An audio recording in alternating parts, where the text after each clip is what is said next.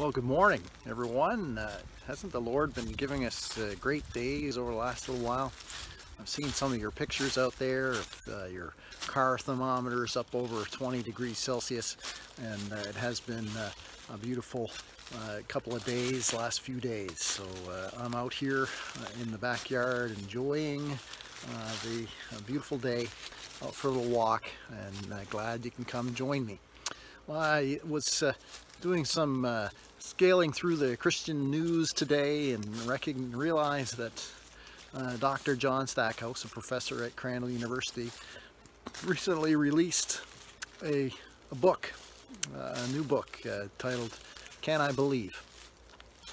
And its subtitle is fascinating. It talks about evidence for the hesitant, because we all have people in our lives that are hesitant about following Jesus Christ.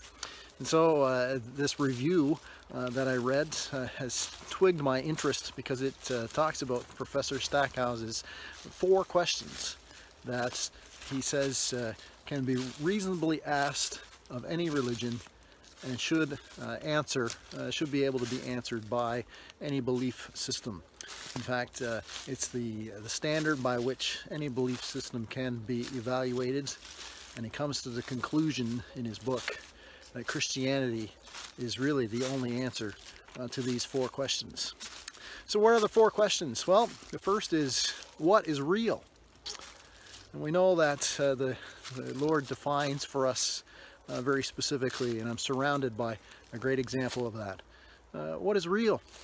Well, creation tells us that all that is real is what has been created by God, that He has made everything.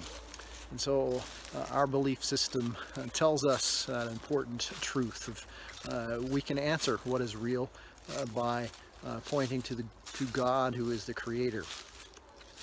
The next one is, the next question that he uses is, well, how does this belief system present what is best? Answering the question of what is best.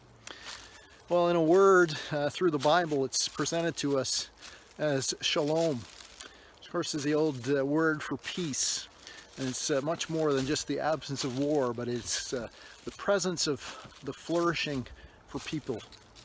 You see, shalom has always been presented as human flourishing or completeness, and that's the ultimate in our completeness, of course, comes when we are with the Lord for eternity in glory.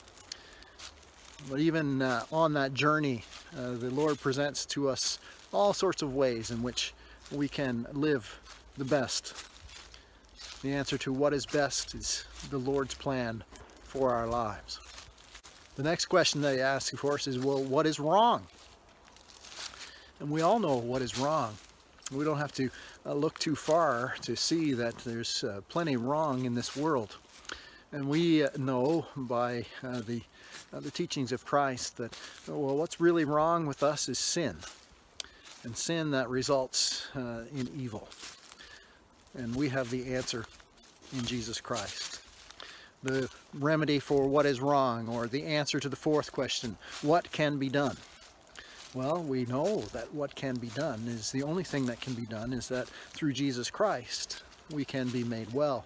That through Christ we have the new life, that our sin is forgiven and we're on the way to heaven, and that this life right here and right now is best when we know that we have the new life offered to us in Jesus Christ.